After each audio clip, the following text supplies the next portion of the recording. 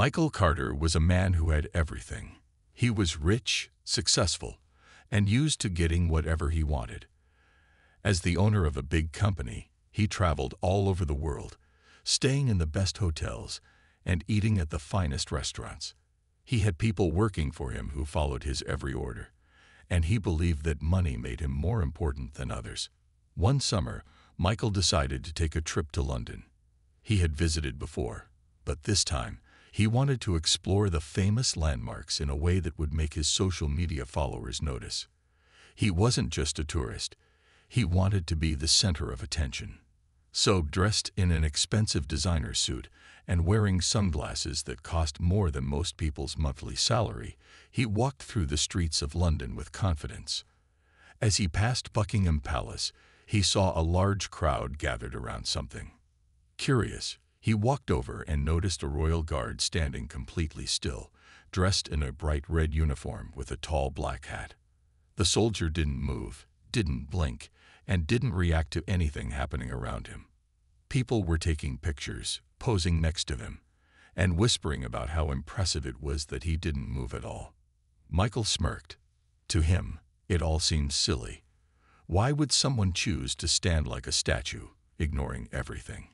He thought the whole thing was just for show, something the British did to entertain tourists. He didn't think about the history behind it, the discipline, or the respect people had for the royal guard. Instead, he saw an opportunity to do something that would make people talk about him. He pulled out his phone and started recording himself. "Look at this guy," he said, pointing at the guard. "Standing here like a robot. I wonder what it would take to make him move." He laughed, and a few people in the crowd turned to watch. Some shook their heads, while others seemed curious about what he would do next. Michael was used to being the center of attention. He enjoyed making a scene, and this felt like the perfect moment. He wanted to prove that, no matter how serious the guards were, he could make them react. That would be something worth posting online, something that would go viral. He looked around and spotted a street vendor selling art supplies nearby. An idea formed in his mind, one that, in his arrogance, he thought was funny. He strolled over, bought a can of bright blue paint, and smiled as he imagined how shocked people would be when he did what no one else had dared to try. What he didn't realize was that this one decision, made in a moment of foolishness, would change his life forever. Michael held the can of paint in his hand, feeling excited. The bright blue color stood out, and he imagined how it would look splattered across the guard's red uniform. He chuckled to himself, thinking this would be the perfect video for his social media. People loved watching rich and powerful people do unexpected things, and this would make him go viral. The crowd around the royal guard had grown. Some tourists were taking pictures, while others just watched in admiration. The guard stood tall and still, his face completely serious. He had been trained to ignore everything. Noise, distractions, even people trying to make him react. It was part of his duty, a tradition that had been followed for hundreds of years. But Michael didn't care about history or respect. He was focused on making his moment unforgettable. He took a deep breath, stepped closer, and pulled off the lid of the paint can. The strong smell of paint filled the air. A few people nearby noticed and gave him confused looks, but he ignored them. Then, with a grin on his face, he tilted the can forward. The thick blue liquid poured out, landing directly on the guard's uniform. At first, there was silence. The bright blue paint ran down the soldier's chest, staining the crisp red fabric. The contrast was striking, red and blue mixing in a way that didn't belong. Gasps filled the air. People covered their mouths in shock. A few even pulled out their phones and started recording, realizing that something serious had just happened. Michael expected laughter. He thought people would cheer or clap. He expected the guard to finally react, maybe even get angry. But none of that happened. The soldier didn't move. He didn't flinch. He stood there, as still as before, as if nothing had happened. For a brief moment, Michael felt a strange feeling in his chest. Was it guilt? No, it couldn't be. He was just having fun, wasn't he? But as he looked around, He saw something he didn't expect. The expressions on people's faces were not amused. They weren't entertained. They were horrified. "What have you done?" a woman whispered, her voice full of disbelief. A man shook his head and muttered, "He's in trouble now." Michael frowned. This wasn't the reaction he had wanted. He turned back to the guard, still expecting some kind of response. But the soldier remained like a statue, his duty more important than anything else. Then, from the corner of his eye, Michael noticed something that made his heart race. Security. Several uniformed officers were moving toward him, their faces serious. The crowd quickly stepped aside, making way for them. Michael's confidence wavered. He had expected attention, but not like this. For the first time, a flicker of fear crept into his mind. He had made a mistake, a big one, and now he was about to face the consequences. Michael's heart pounded as he saw the security officers moving toward him. Their faces were serious, their steps quick and firm. The crowd, which had been whispering and recording, now fell silent. People stepped back, creating a clear path for the officers. It was as if everyone knew something big was about to happen. Michael's confident smirk began to fade. He had expected a reaction, but not like this. He had thought the guard might shout, maybe even chase after him, and then he would laugh it off. But now, standing there with the empty paint can in his hand, he realized that he had done something far worse than he had imagined. "Sir, put the can down and step away," one of the officers said firmly. Michael hesitated. He wasn't used to being told what to do. In his world, money and power allowed him to walk away from almost anything. He had gotten out of trouble before with just a few words and a signature on a check. Maybe this would be the same. All right," he said, raising his hand slightly as if this was all just a misunderstanding. He dropped the empty paint can onto the ground, the blue paint dripping onto the pavement. No need to get worked up. It was just a joke. But no one was laughing. The officers didn't look amused. The people watching didn't smile. Even the royal guard, still standing tall with blue paint staining his uniform, remained as still as ever. "This is not a joke," another officer said as he stepped forward. "You have committed an offense against a member of the military and damaged government property." Michael scoffed. "Oh, come on. It's just a uniform. I can pay for the dry cleaning." He laughed, trying to act as if this wasn't serious, but no one joined him. The first officer's eyes narrowed. "You don't seem to understand the gravity of your actions. Assaulting a royal guard is a criminal offense." Michael felt a rush of anger and disbelief. "Assault? I didn't assault anyone. He's fine." He didn't even move. He pointed at the guard, as if that proved his innocence. But the officers weren't interested in his arguments. One of them reached for Michael's arm. "Sir, you are under arrest." The word sent a shock through him. Wait, hold on." Michael tried to pull away, but the officer's grip was strong. Before he could do anything, another officer moved behind him, pulling his hands back. Cold metal cuffs clicked around his wrists. The crowd murmured in astonishment. Some people looked satisfied, while others simply recorded in silence. Michael's face turned red with frustration. This wasn't how this was supposed to go.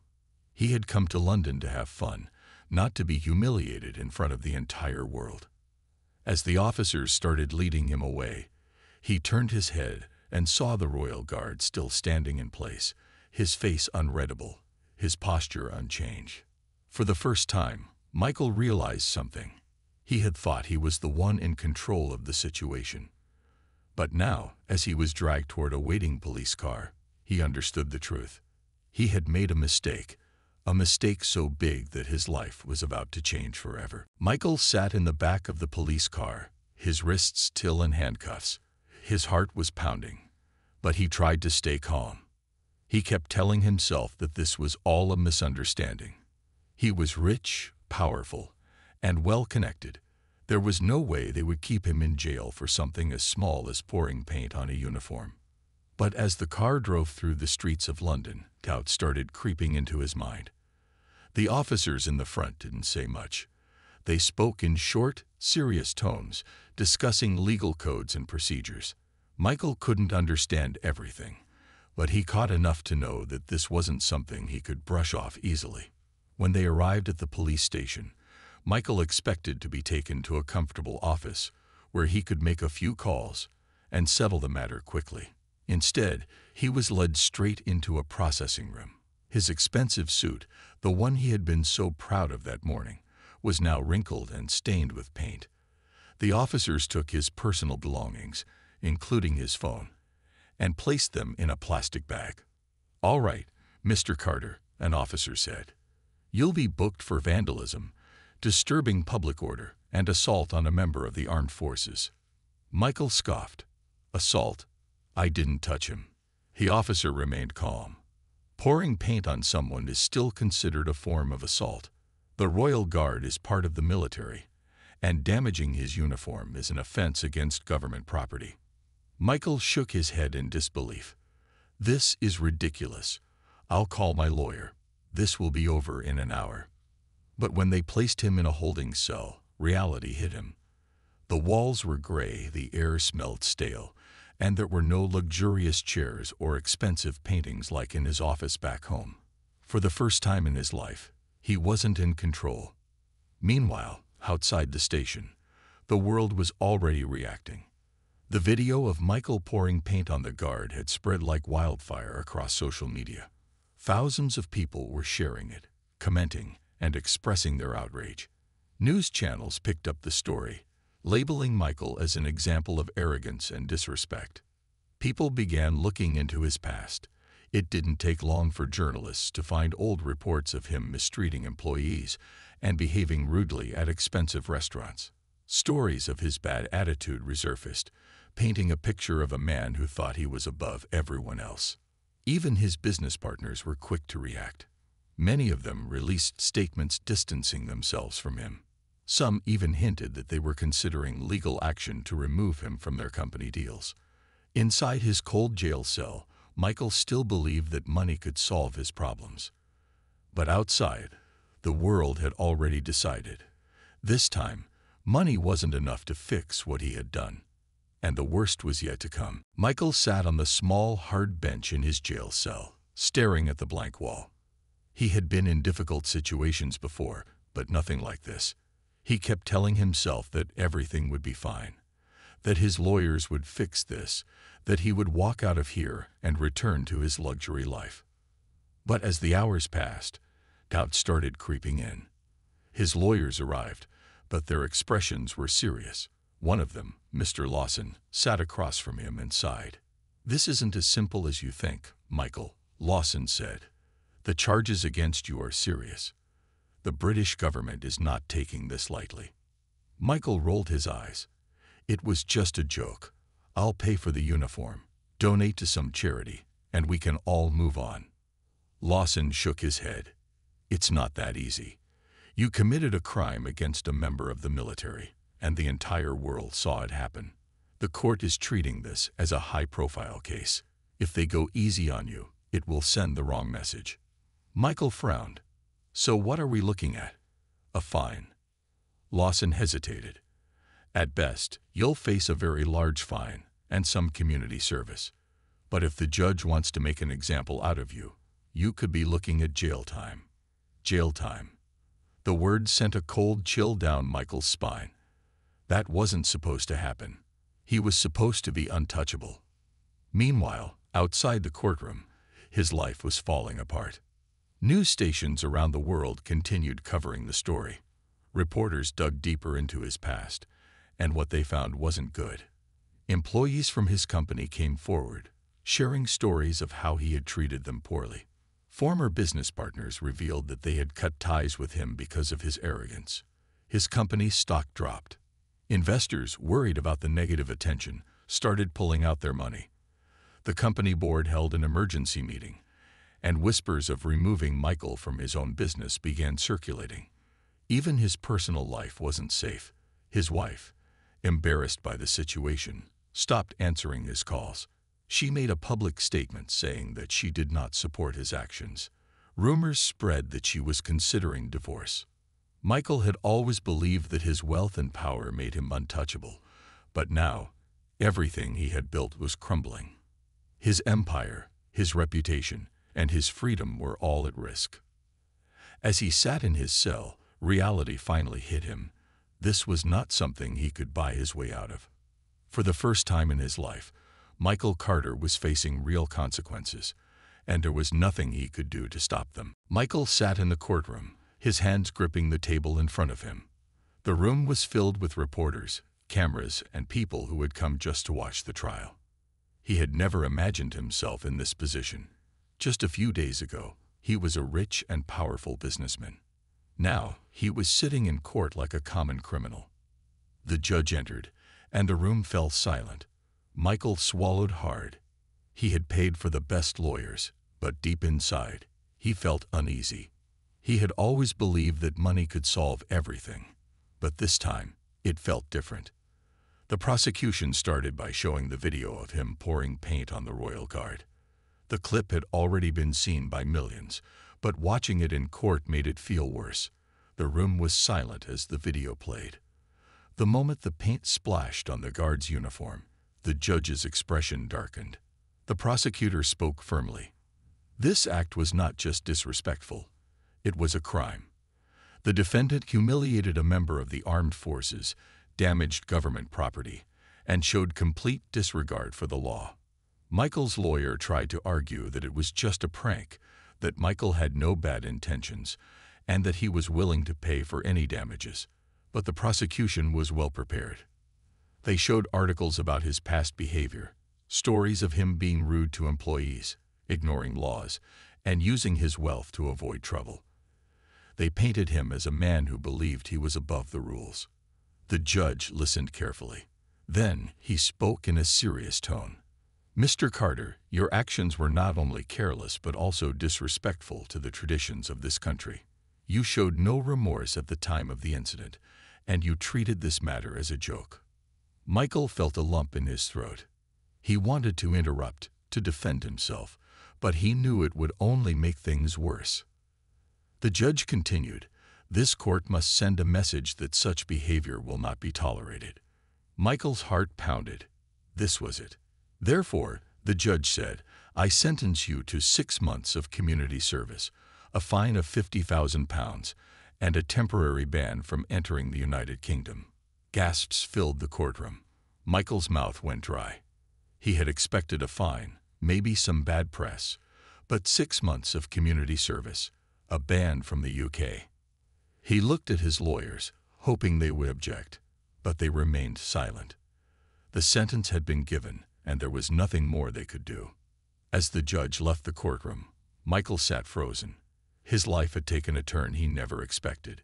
He had lost his respect, his reputation, and now even his freedom in a way he never imagined. And the worst part, the world was watching every second of his downfall. Michael never thought he would spend his days in a bright orange vest, cleaning the streets of London. Yet here he was, holding a broom, surrounded by other people doing community service. Some were there for small crimes, others for more serious offenses, but none of them looked as uncomfortable as Michael did. He had spent his life in luxury, traveling in private jets, staying in 5-star hotels, and eating at the finest restaurants. Now he was picking up trash, scrubbing graffiti off walls, and sweeping sidewalks. People recognized him wherever he went. Some took pictures, others laughed, and a few even mocked him. "Hey, aren't you that rich guy who poured paint on the guard?" a teenager called out, recording him on his phone. Michael gritted his teeth and looked away. He had always loved attention, but this was the wrong kind. His punishment wasn't just about the physical work. It was also about facing the people he had once looked down on. He worked alongside men and women who had real struggles, people who had made mistakes but were trying to fix them. Unlike him, they didn't have millions in the bank. They didn't have lawyers or expensive suits, but they had something he had lost: humility. One of the older workers, a man named George, noticed Michael's frustration. "Tough, isn't it?" he said, handing Michael a pair of gloves. Being forced to face the real world. Michael scoffed. This isn't the real world. This is just punishment. George chuckled. For you, maybe. But for most people, working hard every day is the real world. Michael didn't reply. He had never thought about life this way before. He had always believed that money made the world go round. But now, standing here with a broom in his hand, he realized how little his wealth meant at this moment. As the days passed, he began to change, not just because he was forced to, but because he had no choice but to reflect. He saw how people respected those who worked hard. He saw how kindness and humility mattered more than fame and money. And he saw how quickly the world had turned against him because of his arrogance. One afternoon, while cleaning near Buckingham Palace, he saw a familiar figure standing in the distance, the royal guard he had poured paint on. The soldier was in a clean uniform, standing as still as ever. Michael felt a wave of shame wash over him.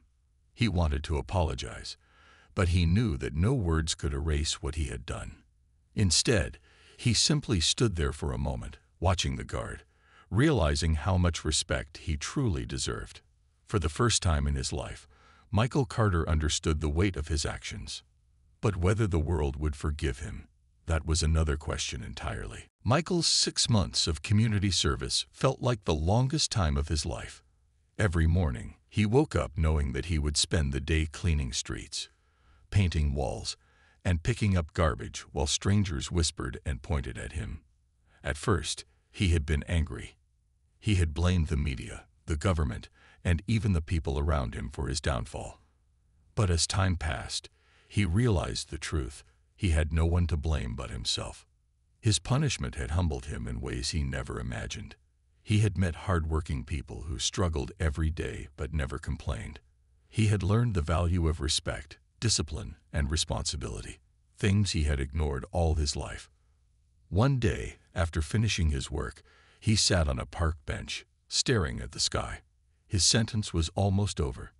In just a few days, he would be free to return home.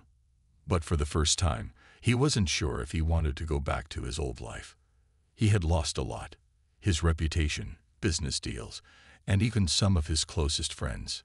But he had also gained something he never had before: self-awareness. As he sat there, deep in thought, a familiar figure walked by. It was the royal guard, the same one he had disrespected months ago. The guard was off duty, dressed in a simple jacket, and walking through the park like any ordinary man. Michael hesitated, then stood up and walked over. His heart pounded as he spoke. "Excuse me," he said softly. The guard turned and looked at him. There was no anger in his eyes, only calmness. Michael swallowed hard. "I wanted to say I'm sorry. Truly. What I did was wrong, and I understand that now." The guard studied him for a moment, then gave a small nod. Apology accepted. Those two simple words lifted a weight off Michael's shoulders. He hadn't expected forgiveness, but receiving it made him realize how much he had changed. As he walked away, he felt something he hadn't felt in a long time: peace. When his community service finally ended, Michael didn't rush back to his old lifestyle. Instead of staying in luxury hotels and throwing wild parties, he chose to live quietly for a while. He worked on rebuilding his reputation, not by using money, but by changing his actions. His story remained on the internet, but over time, people started to see a different version of him. He spoke to young people about respecting traditions and learning from mistakes. He supported charities and funded programs to help struggling workers. He had learned a valuable lesson: the respect of others couldn't be bought. It had to be earned. And for the first time in his life, Michael Carter was finally earning it.